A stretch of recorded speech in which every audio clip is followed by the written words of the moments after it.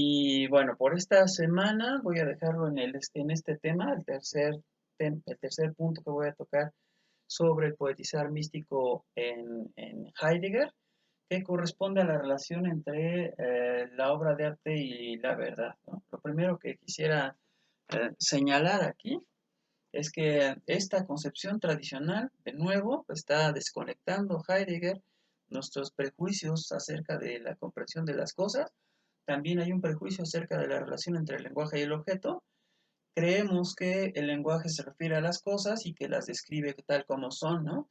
Y que cuando el lenguaje describe las cosas tal como son, se dice la verdad, de manera que cuando no describe las cosas como son, entonces no se dice la verdad.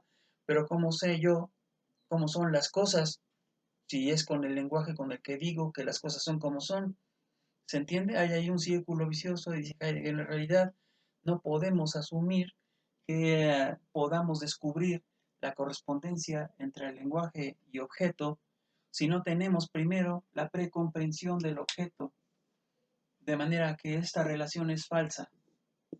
Quise dejar ese tache para este momento, para subrayar pues este momento de desconexión y de separación.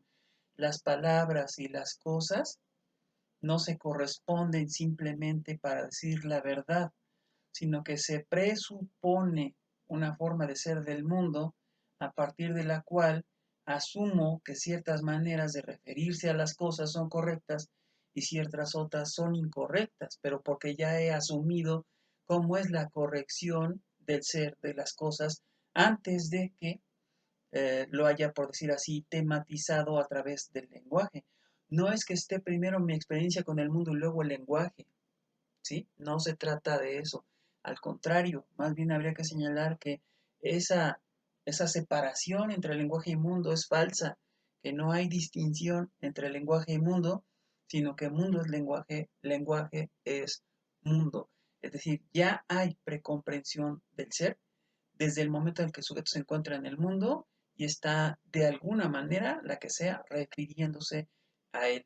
Y se refiere a él tal como le ha sido dado por la tradición cultural, por eso está siempre precomprendido. El mundo está siempre ya precomprendido, llegamos al mundo precomprendido. No es que lo estemos precomprendiendo, sino que ya antecede a nuestro ser en el mundo una forma de comprender determinada.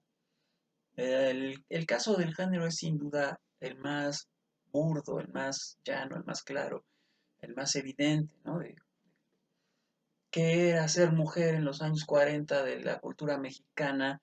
Estaba predado, nacías mujer y ya había una serie de condiciones de operación que te iban a convertir en mujer, que te iban a hacer ser esa mujer u hombre. Por supuesto, también el hombre tenía sus propios roles preestablecidos antes de nacer. Entonces, desde el embarazo y desde antes del embarazo, incluso cuando la gente está pensando en tener hijos o en el futuro de su vida, cuando se case y tenga hijos, ya están presuponiendo que sus hijos van a pertenecer a un género o al otro, y no estaba en su mentalidad semejante cosa como la que ahora se plantea de que cuando él sea más o menos mayor, que elija qué género prefiere, eso ni por asomo. Y si a nosotros nos es posible pensar eso, es precisamente porque ahora podemos pensar el género como algo deslindado del sujeto.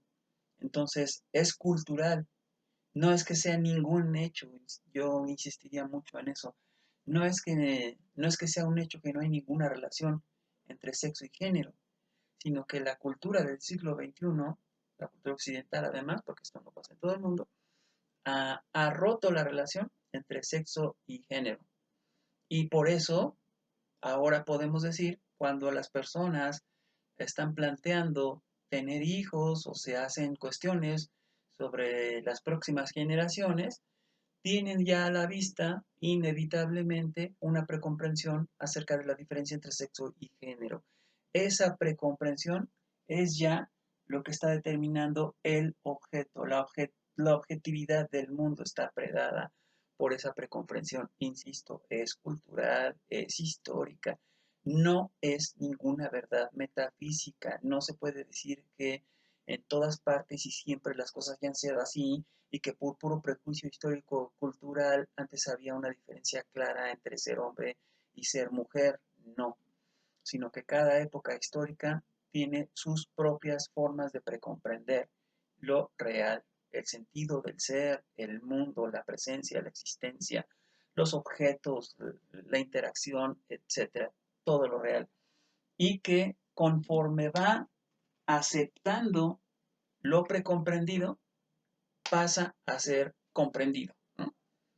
¿Sí? Cuando se va aceptando, es decir, cuando el sujeto se va adaptando, no sometiendo, porque no es esa la parte que importa. Si el sujeto sabe y se siente sometido, quiere decir que no lo está aceptando, es decir, que no lo está comprendiendo. Y si lo comprende, es porque lo está aceptando, ¿sí? Comprender significa aceptar, no nada más significa decir, ya te comprendo, aunque yo no tengo nada que ver con eso, a mí que me importa, te comprendo, no funciona así.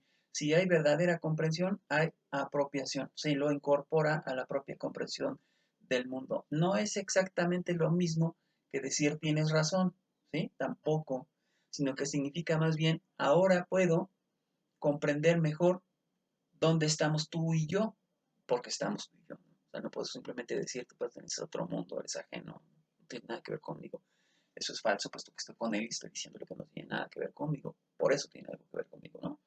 Entonces lo estoy comprendiendo, ¿sí? Comprender significa, pues, la manera como lo otro, sea lo que sea, lo que no soy yo, o lo que yo mismo reconozco de mí que no soy yo, etcétera, ¿sí? No importa dónde esté lo otro, eh, lo estoy comprendiendo como parte de mi ser, como algo que también eh, determina de alguna manera mi relación con el mundo y se vuelve reconocimiento cuando ahora sí yo mismo reproduzco culturalmente esto y por así decirlo, lo constato constantemente, ¿no? O sea, si yo pienso que es inevitable ya para el siglo XXI tener presente todo el tiempo la diferencia entre sexo y género, quiere decir que hay un reconocimiento de la diferencia entre sexo y género.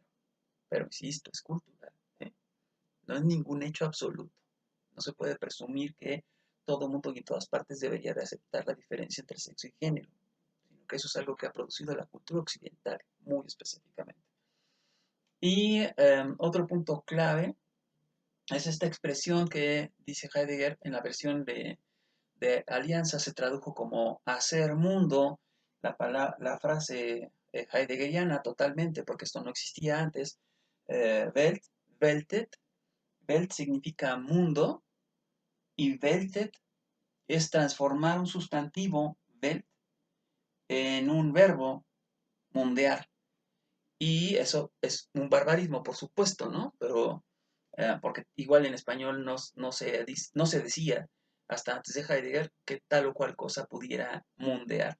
Fue Gauss, en la traducción de Ser y Tiempo, quien propuso este barbarismo para el castellano también, igual que Heidegger para el alemán, de decir que el mundo mundea, ¿no? Podríamos decir, pues, esto debería traducirse realmente así, el mundo mundea.